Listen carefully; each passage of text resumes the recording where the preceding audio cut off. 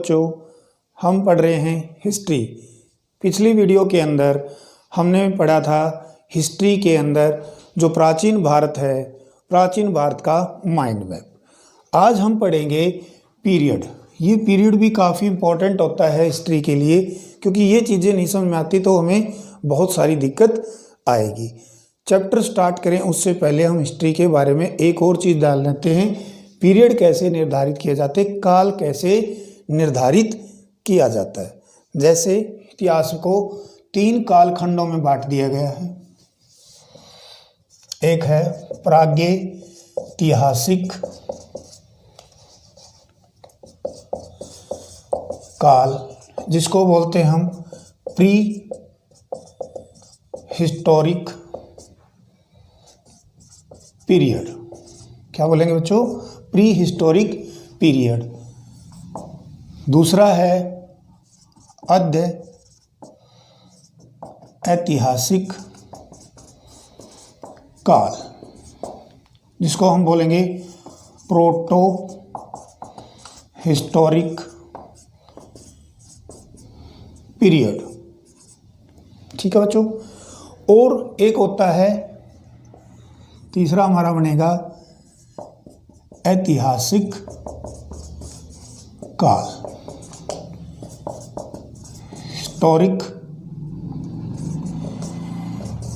Historic period. ठीक है बच्चों। इतिहास को कितने हिस्सों में बांट दिया गया है? 3।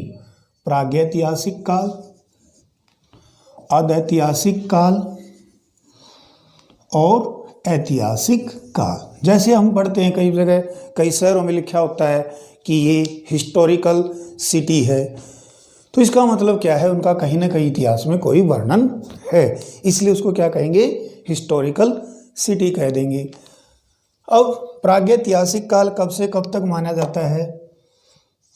30 लाख ईसा पूर्व, यानी कि इसको भी BC, जो आपने पढ़ा होगा ना, वीडियो में बताया गया था, BC से 2500 ईसा पूर्व।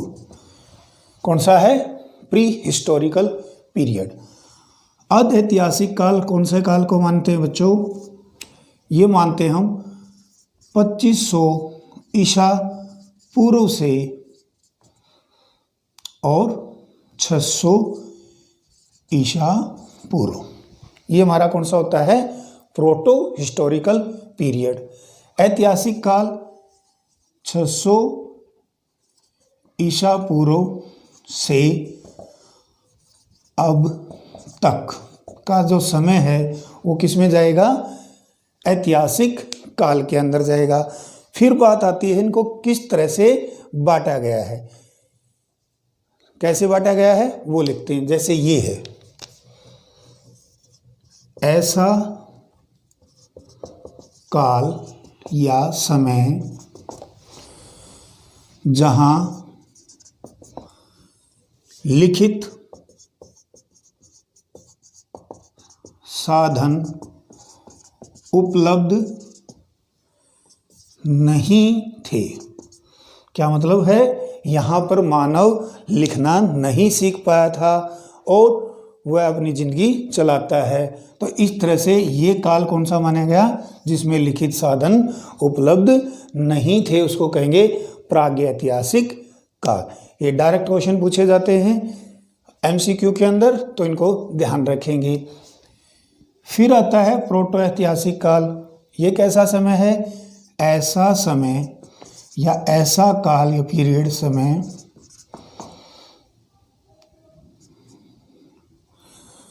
जहां लिखित साधन तो उपलब्ध थे, लेकिन हम उसे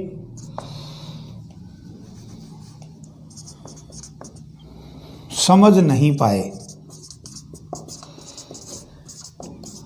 अर्ध ऐतिहासिक काल कौन सा है बच्चे? जिसमें मनुष्य लिखना समझ गया था, उसने कुछ लिखने की कोशिश की, लेकिन इतिहासकार यह कह सकते हैं कि हम उन चीज़ों को नहीं समझ पाए।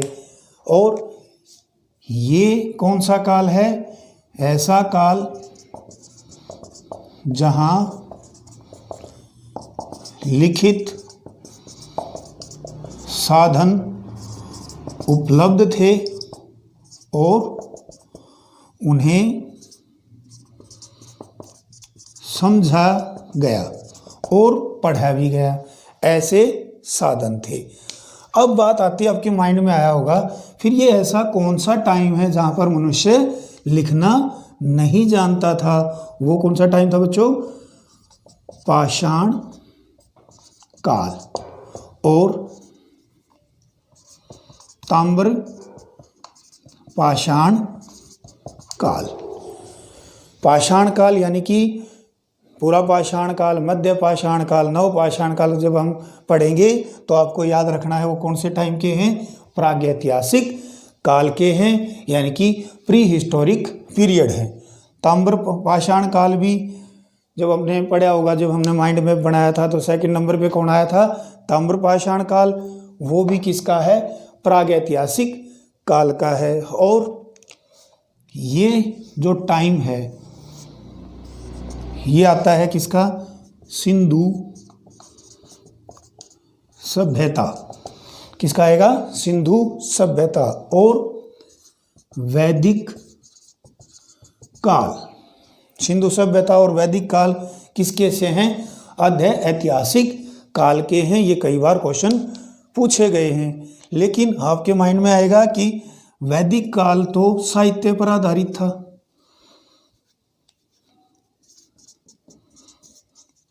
तो लेकिन वो पढ़ा नहीं गया। कई बार आता है ये किस भाषा में लिखे गए थे, तो वहाँ क्या लिखेंगे? वैदिक संस्कृत में लिखे गए थे बच्चों। किस में लिखे गए थे? वैदिक संस्कृत में लिखे गए थे ये, जिन्हें हम नहीं पढ़ पाए। आज वाली संस्कृत नहीं है, ये कौन सी थी? वैदिक संस्कृत। कई बार क्वेश्चन आया है, एसएससी ने कई बार क्वेश्चन पूछा है कि वैदिक काल के ग्रंथ किस भाषा में लिखे गए हैं, तो वहाँ ऑप्शन दिखता है संस्कृत, हम भर देते, जो कि गलत है। वैदिक संस्कृत भरेंगे। और उसके बाद जो टाइम आता है महाजनपद। महाजनपद, यहाँ से शुरू हो जाता है हमारा हिस्टोरिक पीरियड, ऐतिहासिक काल। इस तरह से कई बार क्वेश्चन पूछे जाते हैं। ये हिस्ट्री का एक बेसिक है जो आपको आना जरूरी है। ठीक हो गया जी। एक और यहाँ पर बात करते हैं थोड़ी सी।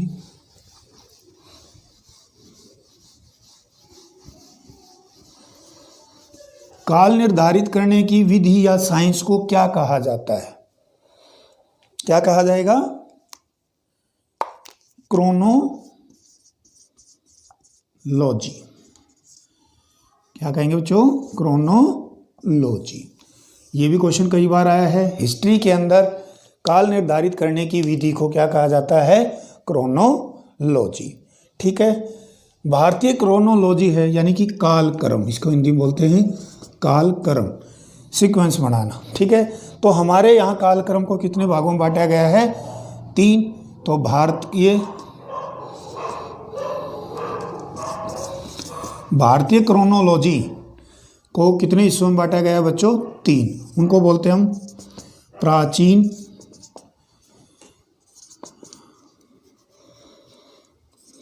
भारत का इतिहास, जो हम एक माइंड मैप के द्वारा पिछली वीडियो में समझ चुके हैं। कहाँ तक है? प्राचीन भारत का इतिहास। फिर आता है मध्यकालीन भारत का इतिहास। फिर आता है आधुनिक भारत का इतिहास। तो भारतीय क्रोनोलॉजी इस तरह से है। तो यहाँ हम कहेंगे टाइमिंग क्या है? 30 लाख वर्ष से कहाँ तक जाएंगे हम? 600 47 ईस्वी तक, हर्षवर्धन की मृत्यु तक। तो ये आएगा सारा किसमें? प्राचीन भारतीय इतिहास के अंदर आएगा। मध्यकालीन भारतीय इतिहास कहाँ से स्टार्ट हो जाएगा? 647 ईस्वी से 1757 तक। 1757 प्लासी के युद्ध तक ये ईस्वी रहेंगे, सीधे हैं। तो मध्यकालीन भारत, आधुनिक भारत कहाँ से स्टार्ट हो जाएगा? 1757 से 1947 तक का समय क्या माना जाएगा? आधुनिक भारत का इतिहास। ठीक है जी, समझ में आया बच्चों? इस तरह से हम इनके बारे में पढ़ेंगे। अगले वीडियो में हम मिलते हैं पाषाण काल में। तो इस चैनल को लाइक सब्सक्राइब करें और अपने दोस्तों को बताएं और इस लॉकडाउन में अपनी तैयारी कंटिन्यू करें। Thank you.